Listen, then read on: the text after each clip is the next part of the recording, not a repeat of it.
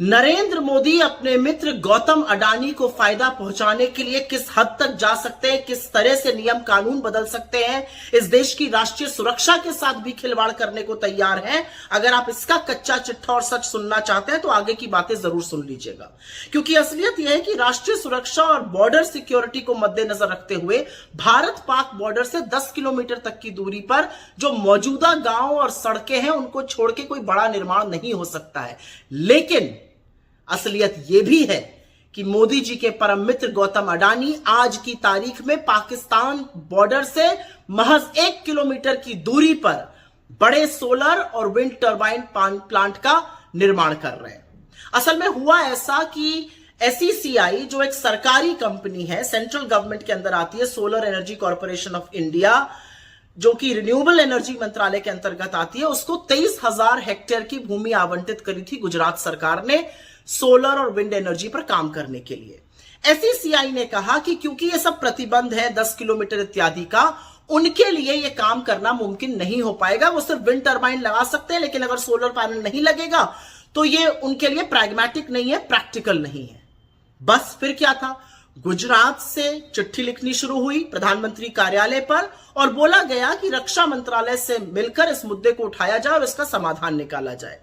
अप्रैल 2023 की यह बात है। 21 अप्रैल 2023 को एक बड़ी बैठक बुलाई गई दिल्ली में, जिसमें कि गुजरात के अधिकारी आए, न्यू एंड रिन्यूएबल एनर्जी मंत्रालय के लोग आए, SECI के लोग आए और मिलिट्री ऑपरेशंस के डायरेक्टर जनरल तक उसमें उन्होंने भाग लिया। उस मीटिंग में आर्मी के वरिष्ठ लोगों ने कहा कि सोलर पैनल लग जाने से टैंक मूवमेंट और निगरानी करने में दिक्कत होगी, लेकिन डेवलपर्स ने उनको यह विश्वास दिलाया कि ऐसी दिक्कत नहीं होगी। हालांकि आर्मी ऑफिशियल्स ने बोला था सोलर पैनल का साइज बदला जाए, जिसको खारिज कर दिया गया इस डिमांड को। और उसके बाद रक्षा मंत्रालय ने उसी दिन यह फैसला लिया कि और मंजूरी दे दी कि पाकिस्तान से 2 किलोमीटर की दूरी पर, बॉर्डर से 2 किलोमीटर की दूरी पर सोलर पैनल और 1 किलोमीटर की दूरी पर विंड टर्बाइन लग सकती हैं।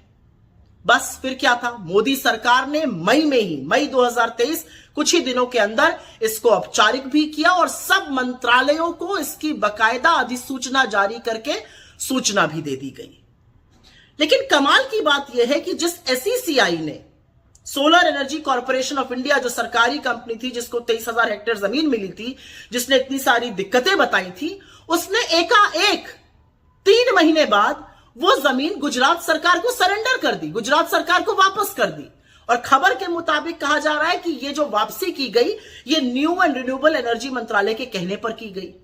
और उसके बाद शुरू हुआ असल खेल, और असल खेल यह था कि गुजरात सरकार ने अपने आवंटन के जो रूल थे उसको बदला, क्योंकि पहले आवंटन सिर्फ सरकारी उपक्रमों को हो सकता था। उन रूल्स को बदला गया और जमीन कहां पहुंची ये तो आप जानते ही हैं, आपका 4 साल का बच्चा भी बताएगा।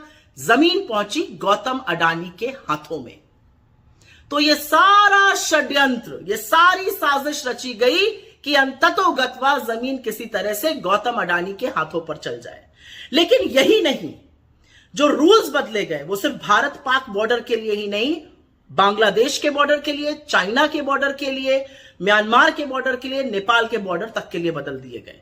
लेकिन असलियत यह है कि इतनी बड़ी साजिश रची गई, पूरी साठगांठ हुई मोदी की केंद्र सरकार की, बीजेपी की गुजरात सरकार की, नियम बदले गए, नियम कानून ताक पे रखे गए और हमारी भूभागीय अखंडता के साथ खिलवाड़ करते हुए यह फैसला लिया गया।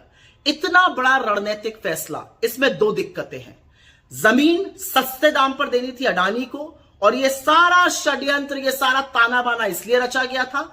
और फिर से वही काम एक सरकारी कंपनी के साथ हुआ जो पहले HAL के साथ हुआ था, उनको दूध की मक्खी की तरह निकाल दिया गया। यह नरेंद्र मोदी का असली देश प्रेम है, यह उनका फर्जी राष्ट्रवाद है कि वो इस देश की भूभागीय अखंडता, हमारी बॉर्डर सिक्योरिटी, हमारी राष्ट्रीय सुरक्षा तक से खिलवाड़ करने को तैयार है। अडानी के चक्कर में मोदी क्या क्या कर गुजरेंगे, शायद इसका अंदाजा भी नहीं है हमें और आपको।